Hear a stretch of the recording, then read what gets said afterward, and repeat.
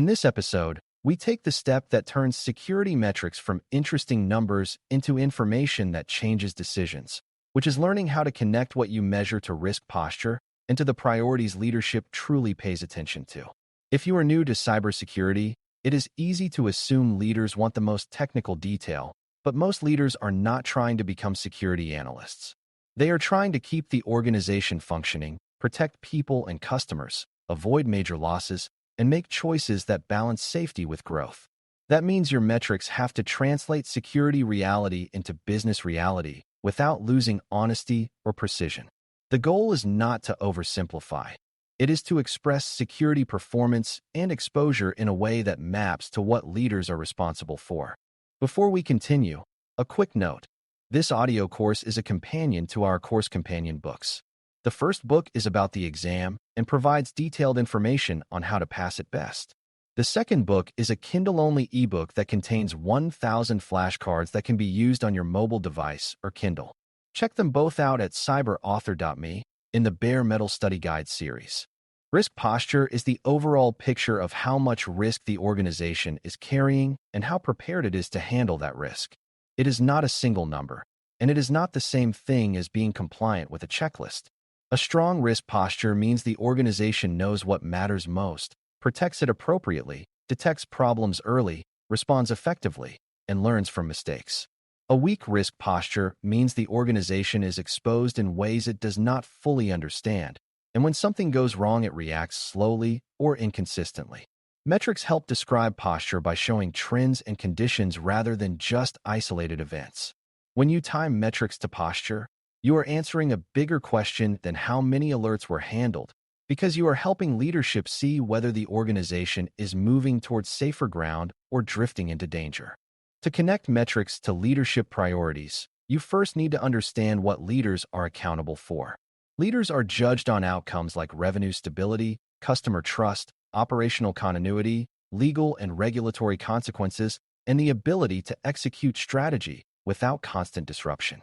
Security matters to them when it protects those outcomes and when it helps them avoid large, unpredictable losses. This is why leadership questions often sound like, how likely are we to have a major incident? How bad would it be? And what can we do that actually reduces that risk?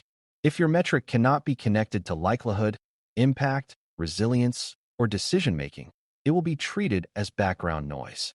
The best security metrics speak directly to exposure and readiness in language that supports trade-offs, not just technical activity. A common beginner mistake is choosing metrics that measure effort instead of risk reduction. Effort metrics include things like number of scans run, number of policies written, or number of tickets closed. Those might be useful internally, but leadership cannot tell whether effort is producing safety. Risk posture metrics, by contrast, connect work to conditions that matter, such as the percentage of critical systems meeting baseline protection, the time critical vulnerabilities remain open, or the rate of repeated security incidents caused by the same weakness. These metrics are not perfect, but they reflect whether the organization is safer today than it was last month. Leaders want to see that security is reducing uncertainty and preventing disruption, not just staying busy. This is where the idea of mapping becomes important, because you are mapping security signals to business outcomes. For example, a metric about privileged access might sound technical, but you can map it to a leadership concern by explaining that uncontrolled privileged access increases the chance of a high-impact compromise. If you measure the percentage of privileged accounts protected by multi-factor authentication, MFA, you can connect that to the likelihood of unauthorized access, especially from stolen passwords. If you measure the number of critical systems without a clear owner, you can connect that to operational continuity, because unowned systems tend to be unpatched, poorly understood, and slow to recover during incidents. Mapping does not mean making scary claims. It means being clear about cause and effect relationships that are reasonable and supported by experience. When you can show those relationships, metrics stop being trivia and start being decision tools. Another major connection point is the organization's risk appetite, which is the amount of risk leadership is willing to accept in pursuit of goals. Even if you do not use that phrase often with beginners, the concept is simple. Every organization accepts some risk, because eliminating all risk would stop the business from operating.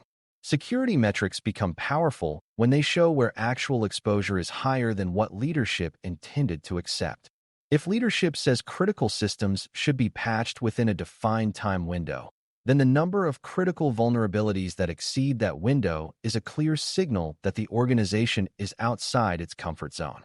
If leadership says customer data must be strongly protected, then the number of systems handling that data without proper access controls is a signal that the organization is drifting beyond acceptable exposure. Metrics tied to agreed thresholds are easier for leadership to act on because they are not just opinions. They show whether the organization is meeting its own expectations. You also need to respect the way leadership thinks about time and trends. Leaders rarely make decisions based on a single-day spike because every organization has noise. They care about whether a trend is improving, stable, or deteriorating, and whether the trend is connected to something meaningful. So a metric that is presented as a trend over time, with a clear definition and a consistent scope, will be more useful than a metric that changes shape every report. This does not require complicated graphs. It requires consistent measurement and honest interpretation. For example, showing that the backlog of critical vulnerabilities on critical assets has declined steadily for 3 months is a posture improvement signal. Showing that incident response time is getting slower while the environment becomes more complex is a posture warning signal. One of the best ways to tie metrics to posture is to focus on the organization's most important assets and processes, because leaders care about what could stop the organization from functioning. A metric that includes every device equally might be mathematically correct, but strategically misleading. Instead, segment metrics so they highlight exposure on high-value areas, such as systems that support core services, systems that handle sensitive customer information, and systems that enable financial transactions. Then your metrics can reflect how well those critical areas are protected, monitored, and recoverable. Leaders tend to respond when they can see that security is prioritizing the business's priorities rather than treating everything as equally urgent.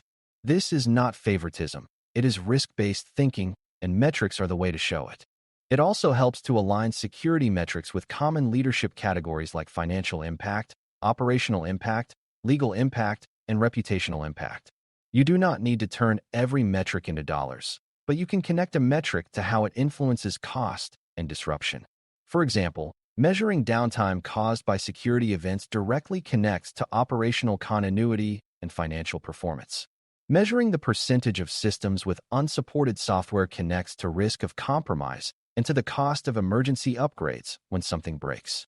Measuring the number of third parties with access to sensitive systems without recent security review connects to legal and reputational consequences if a partner becomes the path into your environment. These connections are not about scare tactics. They are about showing why a metric matters to someone who must allocate resources and accept trade-offs. A subtle but crucial skill is telling leadership what a metric does not mean, because misunderstanding leads to bad decisions. For instance, if the number of detected security events rises, that might mean the threat environment got worse, or it might mean monitoring improved, or both. If you report only the number, leaders may assume security is failing when it may be improving detection. A better approach is to pair the event volume with a metric of response performance and with a metric of confirmed impact. That way, leadership can understand whether the organization is simply seeing more, responding faster, and preventing damage, which is actually posture improvement. Similarly, a decrease in reported incidents might not be good if it is caused by weaker detection or underreporting. Good metrics reduce confusion by being paired, scoped, and interpreted carefully. Another leadership concern that metrics can support is confidence, meaning whether leadership feels it can rely on security to provide clear information during uncertainty. Metrics build confidence when they are consistent, explainable, and tied to decisions. This is why mature programs keep a small set of headline metrics rather than dozens of disconnected numbers. Leaders do not want to memorize a complicated dashboard.